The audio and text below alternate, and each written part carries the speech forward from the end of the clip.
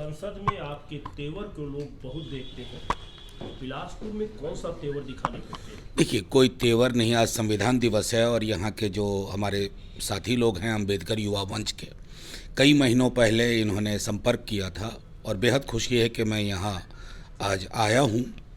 देखिए, संविधान दिवस के लिए आया हूँ, लेकिन महत्वपूर्ण ये है कि संविधान उसकी जो बनावट और बुनावट है, जब तक हम उसकी चर्चा नहीं करेंगे तो हम संविधान को एक जिंदा दस्तावेज नहीं समझेंगे, महज एक किताब समझेंगे। और जैसे किताब अपने सेल्फ पर पड़ी हुई है, अपने लाइब्रेरी में रख दी, लेकिन ये किताब एक ऐसी किताब है जिसको मैंने जिंदा दस्तावेज कहा। इसको हाथ में लेके हर क्षण ये देखने की कोशिश करनी है कि न्याय के लिए क्या हुआ और क्या हो रहा है, समता के लिए क्या हुआ और क्या हो रहा है, स्वतंत्रता के लिए क्या हुआ और क्या हो रहा है, सामाजिक न्याय के लिए क्या हुआ और क्या हो रहा है। तो इस तरह की तमाम चीज़ों को अगर हम प्रतिक्षण लगातार मूल्यांकन करेंगे तो इस किताब या दस्तावेज का जो उद्देश्य था और जो 26 नवंबर 1949 को जब सौंपी गई थी, शायद उस उद्देश्य के साथ हम ईमानदारी का बर्ताव कर पाएँ और देश में पुनः एक बार ऐसी व्यवस्था बनाने में हम सफल हों जो प्रगतिशील विकल्प के रूप में उभरे। यही हमारी आज हमारे संवाद का मुख्य हिस्सा होगा।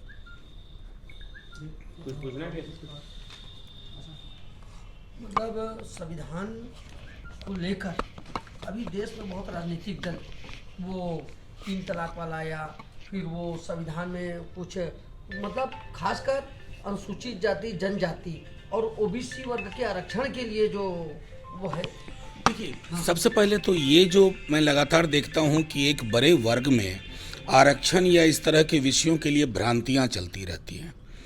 आरक्षण खैरात नहीं है। सबसे पहली चीज़ हमें ये समझनी होगी, आरक्षण गरीबी उन्मूलन कार्यक्रम भी नहीं है। आरक्षण प्रतिनिधित्व का मामला है।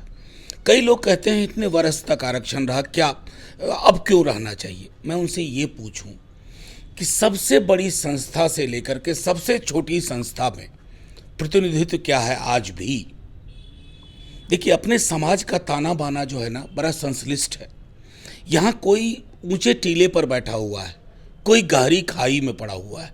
जो गहरी खाई में एक व्यापक आबादी है, जब तक उसको आप टीले के बराबर नहीं लाएंगे, तब तक जो आप सोचते हैं कि विश्व गुरु बनाएंगे, 5 ट्रिलियन की इकोनॉमी होगी, भारत एक ऐसा देश होगा जिसको दुनिया उदाहरण के रूप में देखेगी, वो तमाम मंजिलें हम तब तक हासिल नहीं कर पाएंगे जब तक हम ईमानदारी से ये कोशिश न करें कि न्याय के अवरोधक तत्व कौन कौन है।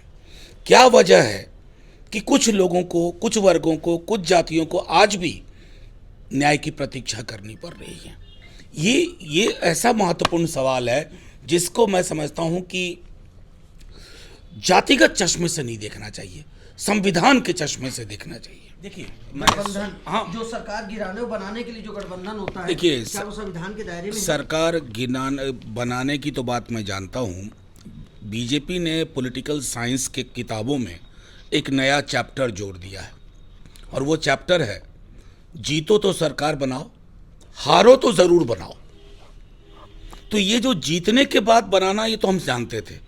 हारने के बाद जहाँ एक विधायक है वहाँ भी बीजेपी की सरकार बन जाती है, जहाँ उनको जनता ने खारिज कर दिया वहाँ भी उनकी सरकार बन जाती है।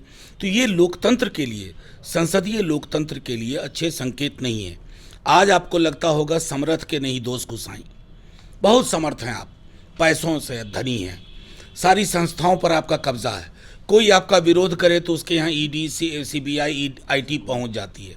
लेकिन इस तरह की राजनीति, जो नकारात्मक राजनीति है, जिसके अंदर ऐसे तत्व छिपे हुए हैं जो संविधान की मूल भावना पे चोट करते हैं, उस तरह की राजनीति का एक एक्सपायरी डेट होता है।